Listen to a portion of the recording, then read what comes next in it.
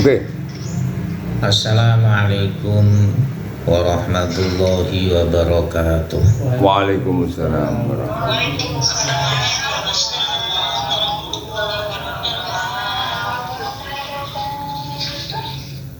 Bismillahirrahmanirrahim. Alhamdulillahi rabbil alamin. Subhanaka la ilma lana illa ma 'allamtana innaka antal alimul hakim. Rabbi shrah li sadri wa yassir li amri wahlul 'uqdatam min lisani yafqahu qawli. Qul ja'al haqq wa zahaqal batil innal batila kana zahuqa. Qala muallif rahimahullah. Bismillahirrahmanirrahim. Wassalitsu takbiratul ikhrami wa yata'ayyanu fiha Allahu akbar. Fala tasihhu bi ghairi dzalika lil qadiri alaihi wal ajizu anhu ya'ti bima qadara alaihi walau bi ghairil arabiyyati.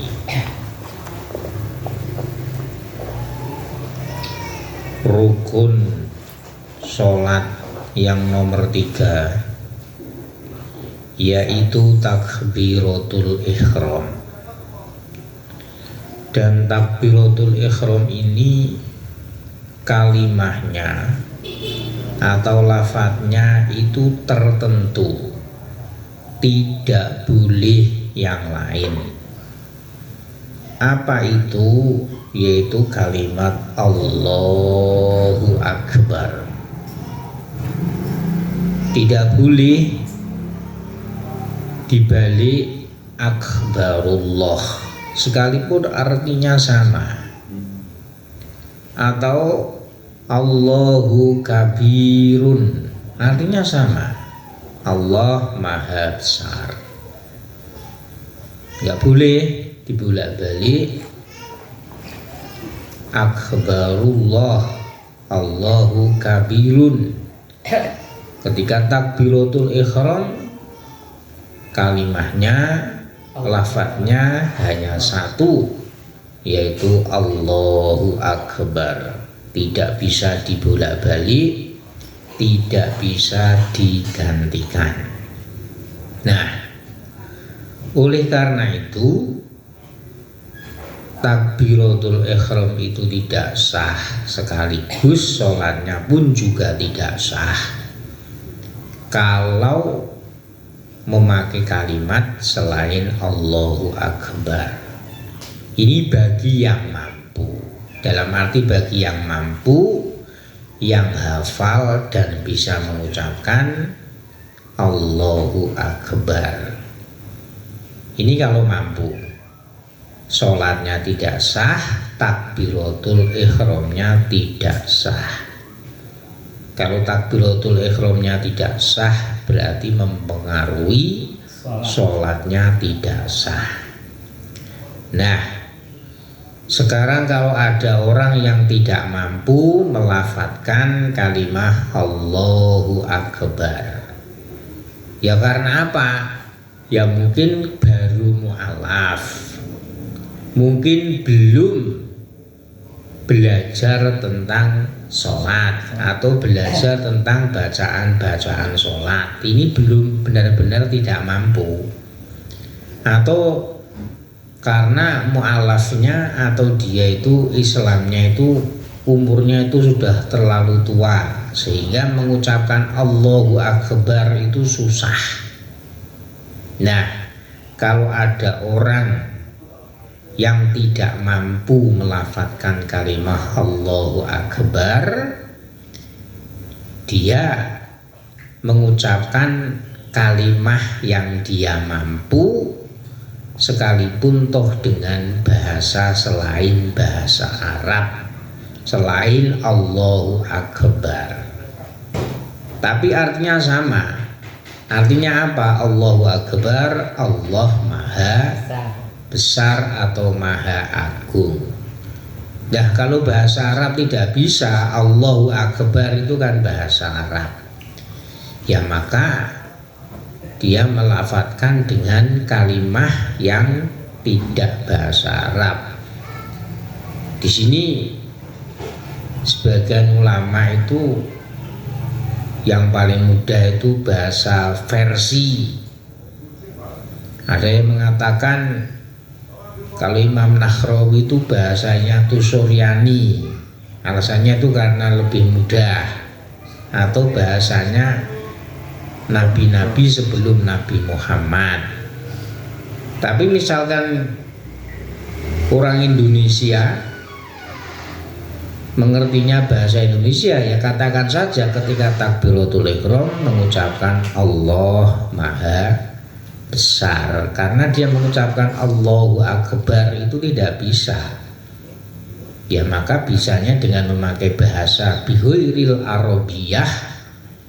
Ya maka dia mengucapkan takbiratul ihram dengan kalimat Allah Maha Besar.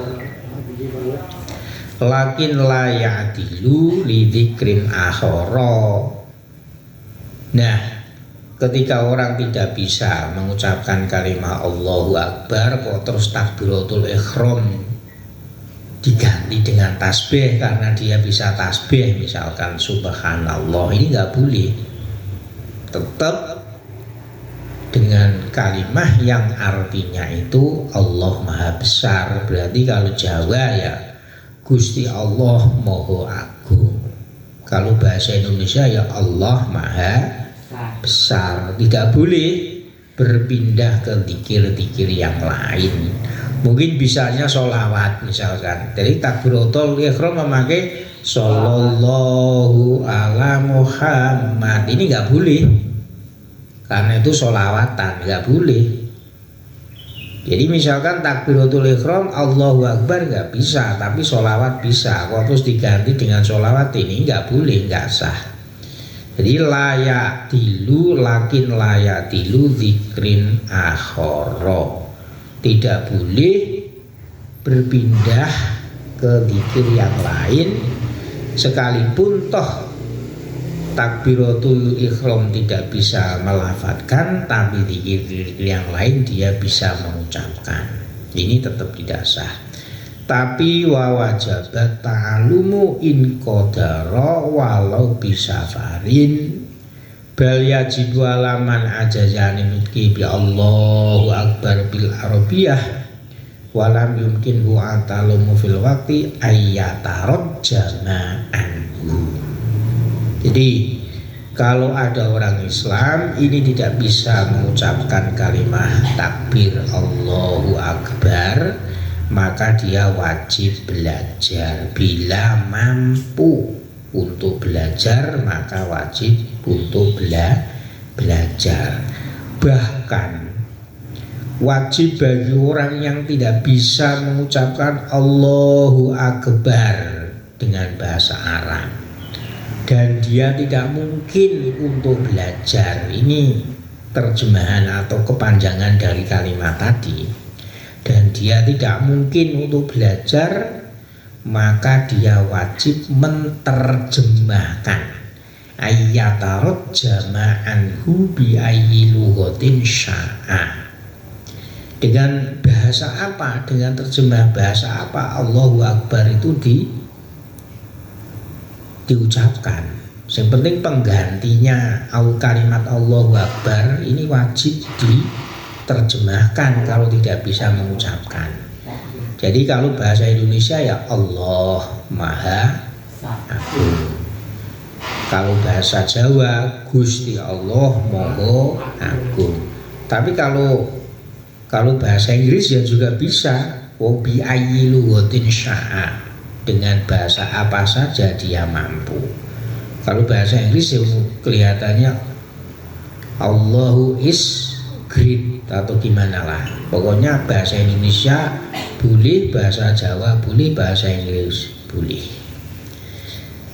Jadi kalau sebagian ulama wabilu watil farisiyati aula li anha ashalu, Kama qala Syekh Yusuf As-Sumbulawini. Kalau menurut Imam Yusuf menerjemahkan dengan bahasa Farisiyah itu lebih utama, katanya itu lebih mudah. Tapi kalau Imam Nahrawi, qala Syekhuna Ahmad An-Nahrawi wa bilughati surniyati aula li'anna aktsarul kutubi al-munazzalati yakunu biha. Mengapa kalau Imam Nahrawi itu mengatakan lughat atau bahasa Suryani itu lebih utama? Karena kitab-kitab yang diturunkan oleh Allah kepada para nabi sebelum Nabi Muhammad adalah memakai bahasa Suryani. Ada yang mengatakan bahasa Ibrani. Jadi kalau orang Nasrani itu Bible yang asli ya bahasanya itu bahasa Ibrani.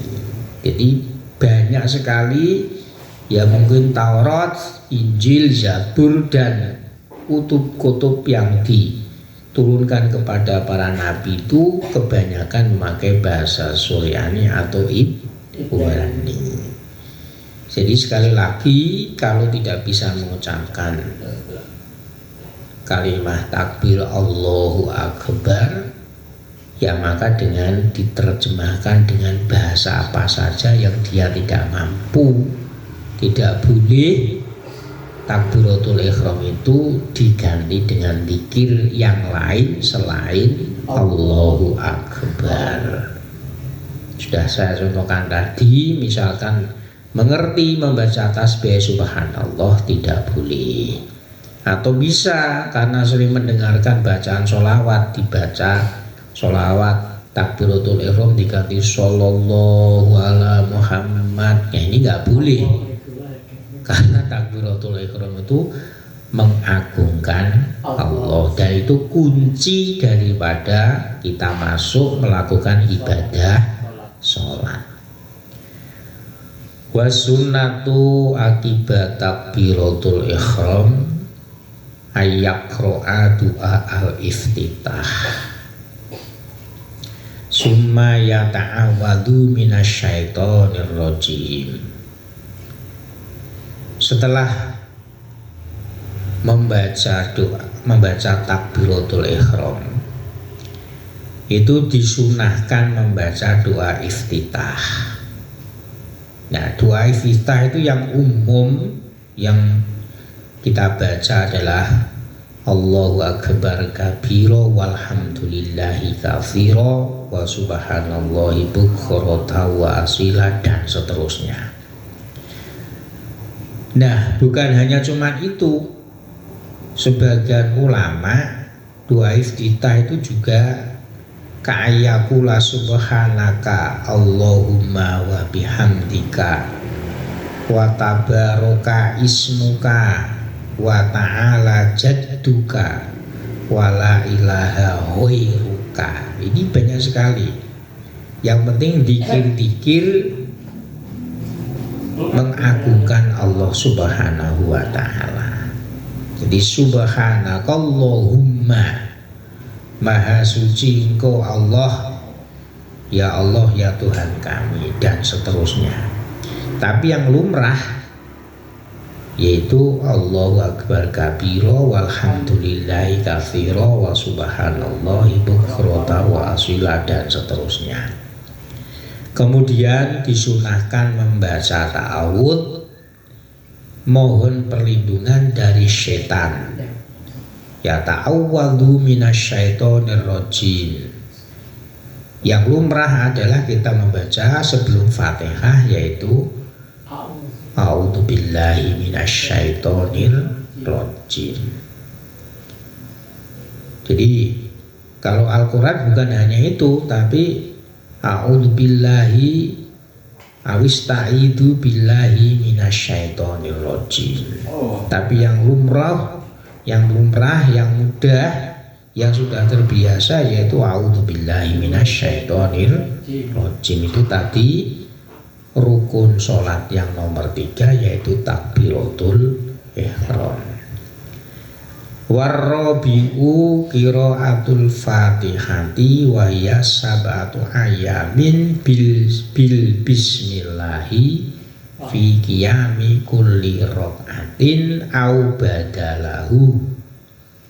Wa minhu al-qiyamus sani min rak'atai sholatil khusufi lil munfaridi wa ghairihi fi sirriyati wal jahriyati hifdzun au talqinan au nadharon lil maktubi.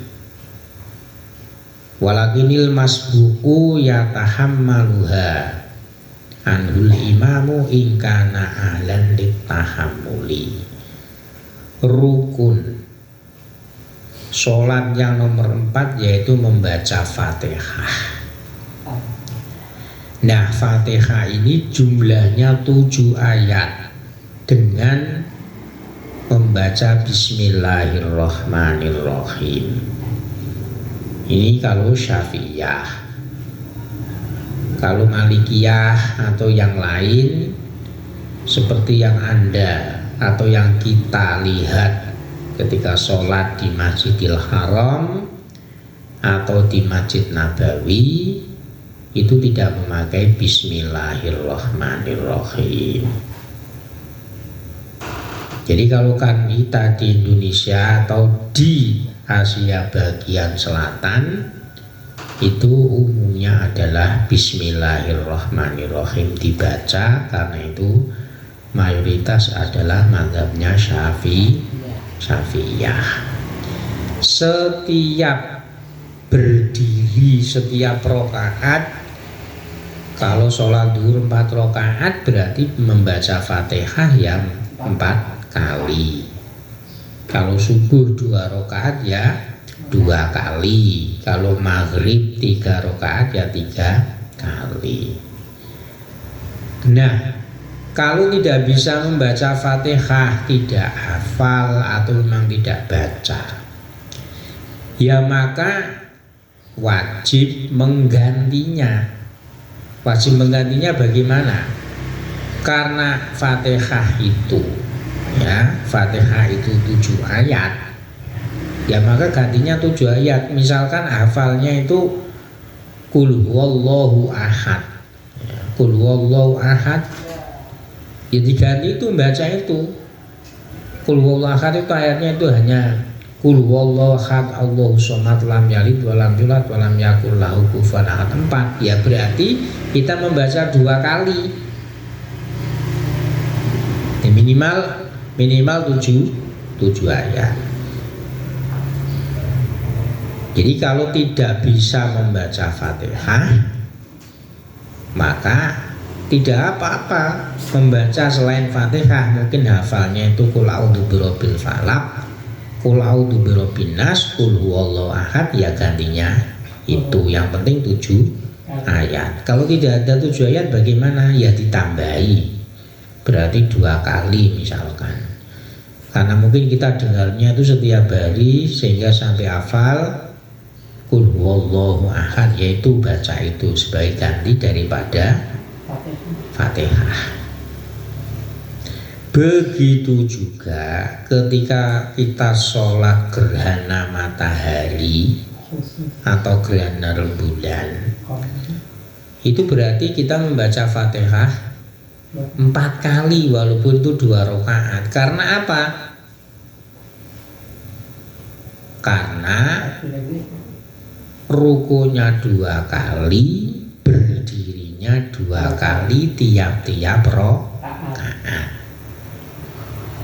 Jadi ketika kita sudah membaca takbiratul ihram, membaca Fatihah, kemudian ruku, kita berdiri lagi tegak, membaca Fatihah lagi. Ini jadi ketika kita sholat gerhana matahari dan bulan, itu tiap rakaat itu membaca Fatihah 3 kali, rukunya 2 kali, rukunya itu 2 kali. Berarti membaca Fatihah 4 kali. Baik sholatnya itu sendiri maupun sholatnya itu berjamaah.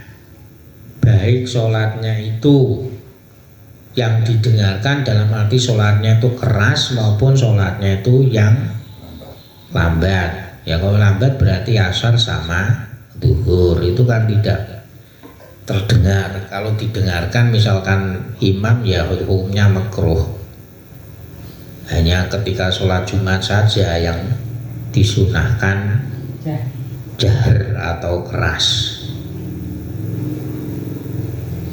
Baik bacaan membaca bismillah itu dengan hafalan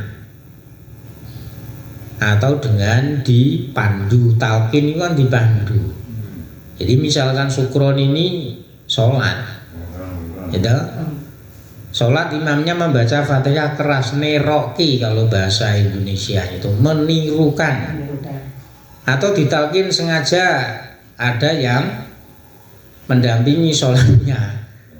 Bismillahirrahmanirrahim, yang sholat menirukan Bismillahirrahmanirrahim, ini namanya talqin, ini boleh. Atau nadhurun lil maktubi, atau melihat tulisan Al-Quran. Ini biasanya tuh kalau di kampus-kampus karena imamnya tidak hafal Al-Quran, mungkin ini pengennya itu ketika tarawih itu tiap malam itu mengkhatamkan 1 juz. Ini biasanya itu di depannya itu dihadapi Quran besar. Ini dengan membaca seperti itu boleh. Tapi kalau membaca surat-surat Al-Quran itu kan sunnah. Tapi kalau Fatihah itu kan wajib. Ini misalkan nggak hafal Fatihah tapi ngerti tulisannya, terus akhirnya dibukakan Al-Quran dengan membaca, itu boleh. Jadi membaca Al-Quran ketika sholat itu tidak harus hafal. Yang penting membaca, baik hafalan, melihat tulisan, atau ditalqin. Ditalqin itu maksudnya itu dikandani, dipandu oleh seseorang. Misalkan ketika baca Fatihah, syukron sholat, saya di belakangnya Bismillahirrahmanirrahim, syukron membaca Bismillahirrahmanirrahim, itu namanya ditalqin, boleh. Jadi sholat itu tidak harus membaca Fatihah, itu tidak harus hafal. Membaca tulisan boleh, dipandu itu boleh, hafalan pun juga boleh. Walakinil masbuku yatahammaluha anhul imamu ingkana ahlan litahammuli bialla yakuna muhtisan wala umiyan wala fi rok'atin zaidatin wala firruku isani min sholatil khusufi. Nah, kalau ada makmum masbuk, makmum yang ketinggalan, misalkan tuh pada rakaat pertama datangnya terlambat sehingga membaca Fatihah tidak nutut, tidak bisa. Tapi makmum ini mendapati posisi imam masih ruku, asalkan dia itu masih rukunya itu kedapatan tumakninah, berarti sholatnya 1 rakaat ini sah, tidak perlu menambah lagi. Syaratnya makmum mendapati imam dalam keadaan ruku dan itu bisa tumakninah. Nah, kalau demikian makmum masbuk ini tidak wajib membaca Fatihah karena Fatihahnya ditanggung oleh imam. Ini manfaat daripada sholat jamaah ya seperti ini. Di samping pahalanya 27 derajat, kalau ada hal-hal kesalahan semacam ini, ya bukan kesalahan, ada udzur-udzur semacam ini, Fatihahnya makmum masbuk ditanggung oleh imam.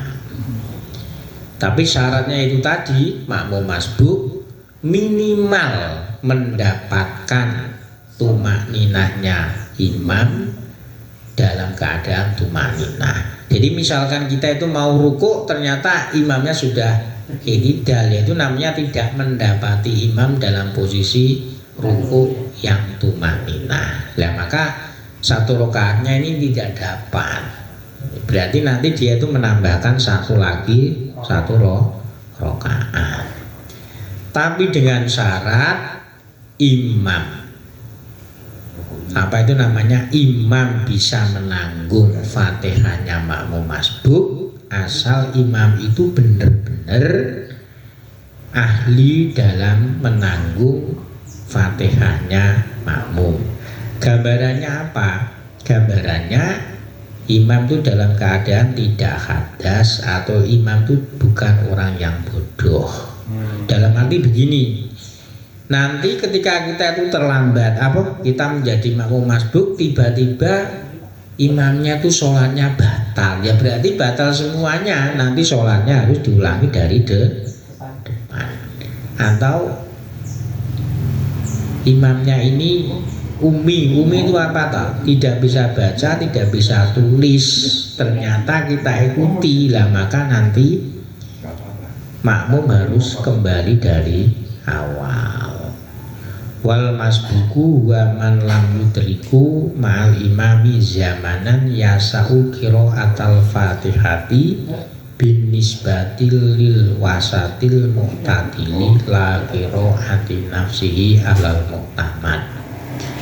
Makmum masbuk yaitu makmum yang tidak mendapati imamnya, yaitu waktu untuk membaca Fatihah. Jadi memang benar-benar tidak mendapati makmum imam dalam keadaan membaca Fatihah. Itu namanya makmum masbuk. Nah, makmum masbuk ini bisa rokaatnya itu bisa satu, dalam arti tidak perlu menambahi sholatnya, satu rokaat. Minimal dia itu tadi mendapatkan atau mendapati imamnya dalam keadaan ruku, dan rukunya itu harus tumaninah. Kalau sampai tidak tumaninah, ya berarti nanti rokaat pertama itu gagal, sholatnya terus menambahkan satu lagi. Watafaqul imamu Abu Hanifah wa ashabuhu wal imamu Malik wal Ahmad Hambal ala sihhati sholatil ma'mumi min ghairi qiraatihi syai'an liqaulihi sallallahu alaihi wasallam yakfika qiraatul imami jahron au khofan. Jadi kita itu membaca Fatihah ketika bukan makmum masbuk ya, atau setiap rakaat kita tuh wajib membaca Fatihah. Ini kita sebagai makmum. Ini adalah menurut mazhab Syafi'i. Tapi kalau Imam Abu Hanifah, murid-muridnya Imam Malik, Imam Ibnu Hambal atau Imam Hambali, ini sholatnya makmum ini sah sekalipun makmum ini tidak membaca Fatihah.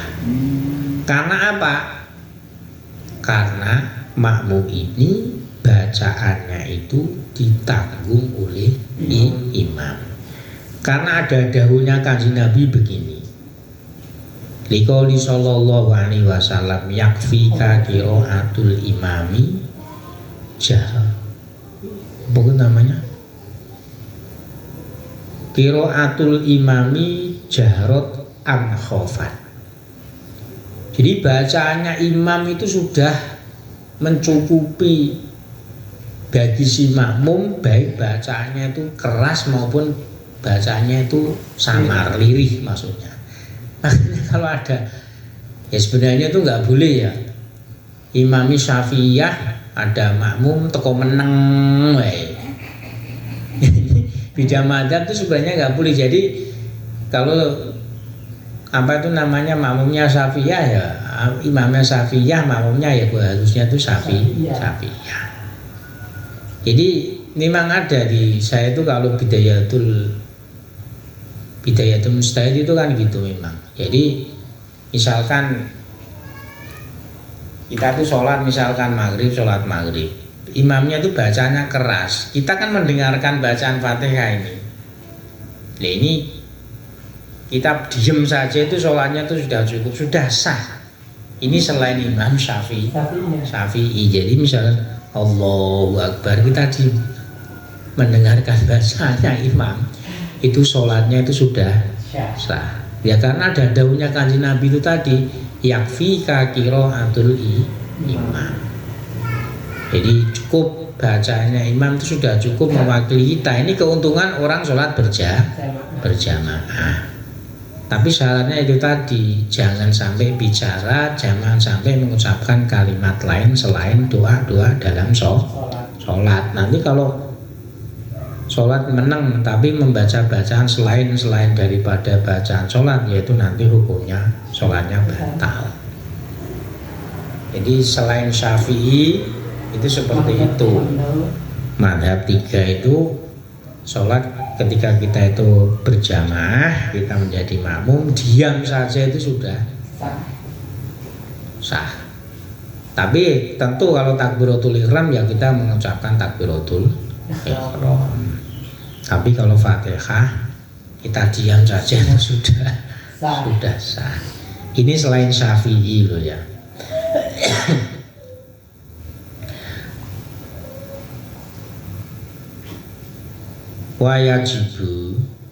Wayajibu tartibul fatihati wa muwalatuha wa tajwidu hurufiha wa tajwidu hurufiha. Dan wajib bacaan Fatihah itu harus tertib, harus urut. Bismillahirrahmanirrahim, ayat yang pertama ya harus diletakkan yang pertama, tidak boleh dibolak-balik. Ini jelas, kalau dibolak-balik walaupun toh itu lengkap, itu sholatnya tidak sah. Dan wajib bacaan Fatihah itu harus muwalah. Muwalah itu terus menerus itu gambarannya itu apa? Biayasila ba'dukul kalimatiyah biba'din bin ghairi faslin illa biqadri tanafusin wa'in. Tanafusi wa'in. Jadi gambarannya mualah Fatihah itu harus terus menerus adalah ayat satu ke ayat yang lain ini tanpa ada pemisah sama sekali, tidak ada jeda sama sekali, kecuali hanya nafasnya orang yang menggeh. Kalau bahasa Indonesia ini apa itu menggeh itu? Orang yang tersengal-sengal, mungkin karena faktor usia juga, atau mungkin punya penyakit paru-paru juga nggak apa-apa, itu karena udur ya. Wafala yadurru, kalau udah demikian tidak bahaya, tidak apa-apa. Wa intola, sekalipun toh jedanya bacaan Fatihah itu tadi agak lama ya, karena menggeh, karena tersengal-sengal, mungkin batuk, mungkin wahing-wahing terus. Karena apa? Batuk-batuk, wahing-wahing, bersin-bersin, kemudian nafasnya itu tersengal-sengal, itu ya karena udur ya, li'annahu ma'durun, karena itu udur.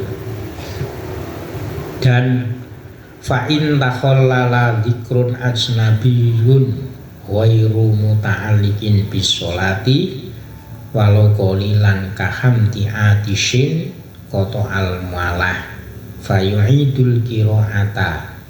Jadi kalau antara Fatihah ini ya, Fatihah antara ayat satu dengan yang lain, karena 7 ayat ini disela-selani, bahasa sela-sela itu,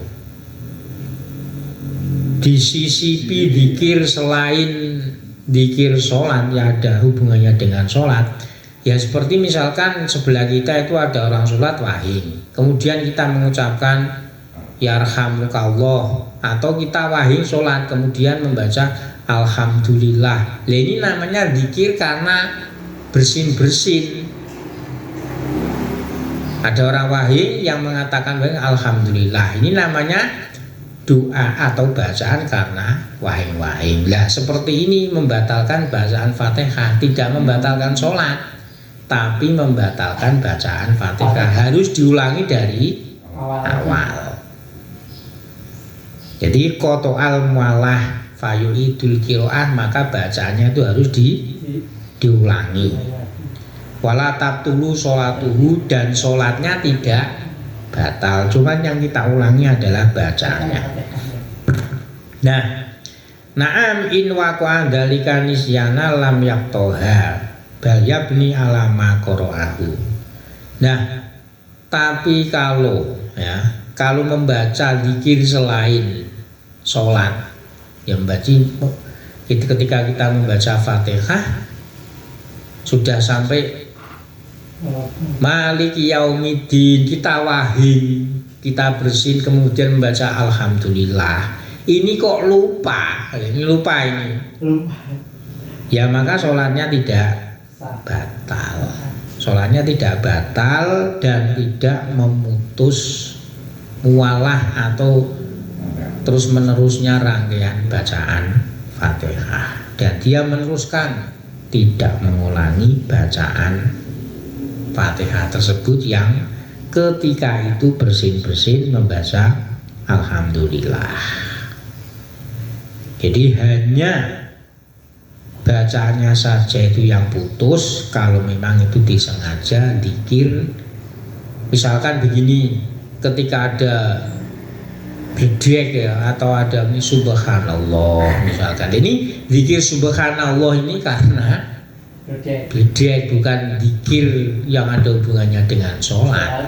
Ya semacam itu, kalau disengaja tidak lupa maka tidak batal sholatnya, hanya membatalkan bacaan Fatihah, harus diulangi lagi bacaannya. Nih.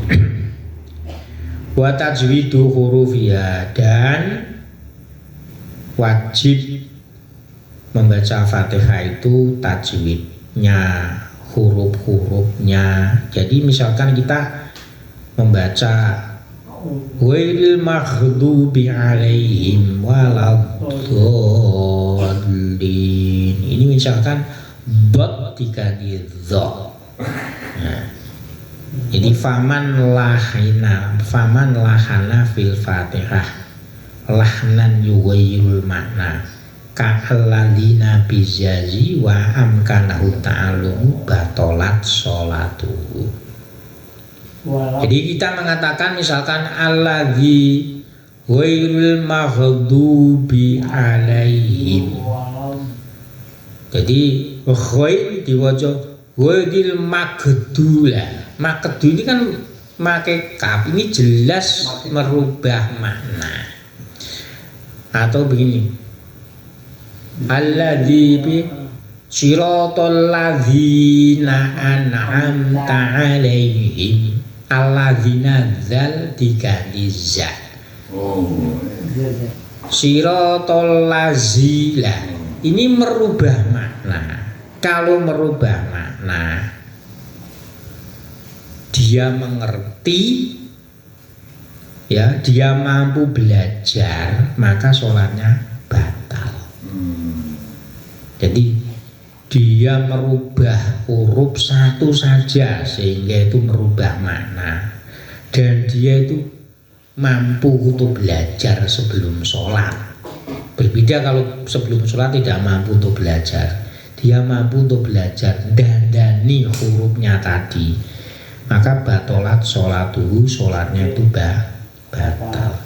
Fa in kana la yughayyirul makna, tapi kalau kalimat-kalimat Fatihah ini tidak merubah maknanya, seperti apa? Kakas riba ina budu dibaca nak bidu. Nak budu itu artinya tuh saya menyembah, kami menyembah. Nak bidu lah, baknya mestinya doma dibaca kasroh. Ini tidak merubah arti. Latap dulu ya, fayu idul apa itu namanya, nak budu sohat sholatuhu maka sholatnya sah, tapi waharuma alai dalika inta amada. Tapi kalau dia itu sengaja wis ngerti kalimatnya itu nak budu dibaca nabidu, maka hukumnya haram, tapi sholatnya sah, tidak Mengapa kok haram? Karena dia itu bermain main. Tapi kalau sholatnya tetap sah, tidak batal. Wa mura'atu tasdidiha al-Fatihah.